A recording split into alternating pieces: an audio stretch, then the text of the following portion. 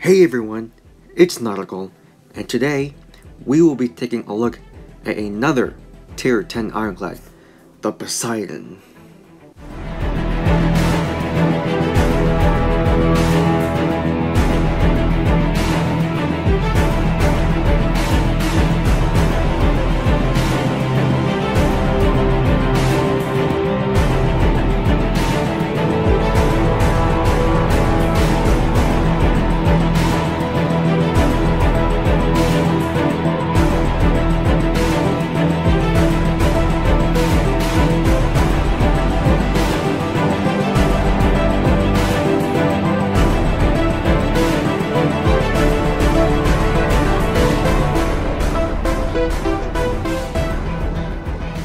The Poseidon is probably your first choice when you are trying to build your first Ironclad. I think the Poseidon is an excellent introduction to full Ironclads. The Poseidon has quite an interesting history. Back then, around 2016, the Poseidon was quite a formidable ship. It had about 24,000 health and its turrets were spectacular. However, it got nerfed to oblivion and it is now merely a support ship. The Poseidon is among the ships that recently got a remodel. I certainly like the new model and I'll miss the old one. Without further ado, let's jump right into the video.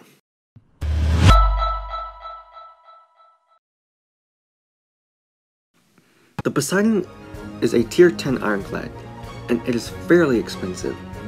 In its current state, I think the Poseidon should be downgraded to a tier 8 or 9 ship, and should be slightly cheaper.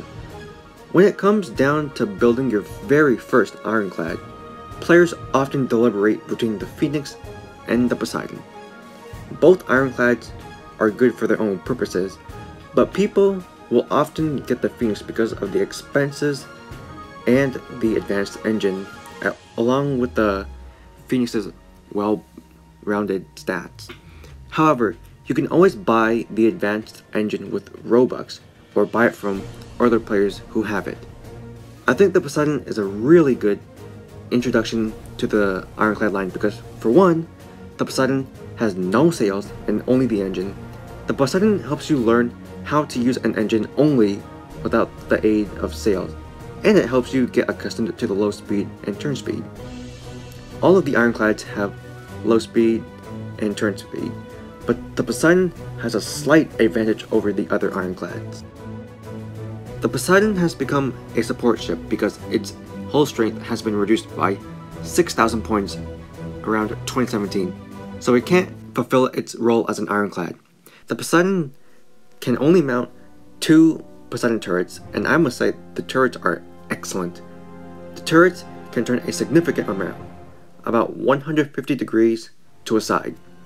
Since there are 2 turrets, the Poseidon has a full 360 degree cover, and coupled with the excellent traverse angles of the Poseidon turrets, you can unleash a full broadside while showing very little broadside. The only downside of the turrets is the range. The range of the turrets is not impressive, but it is a good trade-off for these excellent traverse angles. Next, the Poseidon has its own unique figurehead, the Poseidon Upgrade. You can mount this upgrade as if you are mounting a figurehead. When you do mount the upgrade, the Poseidon's helmet gets protection, and it gets significantly more difficult to snipe the helm. When you first mount the upgrade, the cabin at the helm looks a bit weird, but this can be fixed by despawning and respawning. Overall, the Poseidon's excellent turrets make her a very viable support ship, although an expensive one. The Poseidon, like its fellow counterparts, the Neptune and Binglehopper, all have dreadful maneuverability. They all are also very slow. However, the Poseidon has the edge here since it has a speed of 5 units. Trying to bow lock or stern lock a Poseidon is almost futile, since the Poseidon's turrets have incredible traverse angles, so both turrets can fire at the enemy if they are somewhat in the front or the back of the Poseidon. Despite this, the Poseidon only has 2 turrets, making its broadside underwhelming. The Poseidon is best used as a support ship, as mentioned. It has the health and flexibility to perform in that role excellently. Like any other ironclad, never take it out alone. The Poseidon can easily be punished if it is alone, and its low speed means escaping a dangerous situation would be difficult.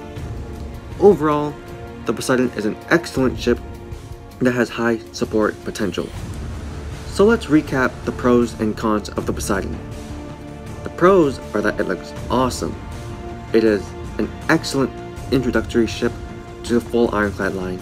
It has great support potential. It only requires 2 gunners to fully man. It has access to the Poseidon upgrade and has great turret speed and coverage. The cons of the Poseidon are that it is expensive for what it has to offer. It is slow. The maneuverability is horrible. The firepower is underwhelming. It cannot serve its role as an ironclad due to its low health for one. It is fairly easy to board, and it eats up a lot of coal. My final thoughts on the Poseidon is that it is good. The final grade I would give the Poseidon is a B. I think the ship is a good choice for your first ironclad, and you'll learn how to use other ironclads by using the Poseidon. As stated before, the Poseidon is a really good introduction to the ironclads, and I will always recommend this ship to people who plan to build their first ironclad. Alright guys, that wraps it up for this video. Thank you so much for watching, and I hope you find this video helpful when considering building your first ironclad. The question for this video is, if you could build the Poseidon, what wood would you make it out of? Tell me down in the comments below. If you enjoyed watching this video, consider liking and subscribing to the channel. This has been Nautical, Poseidon Review Edition, and I will see you guys next time.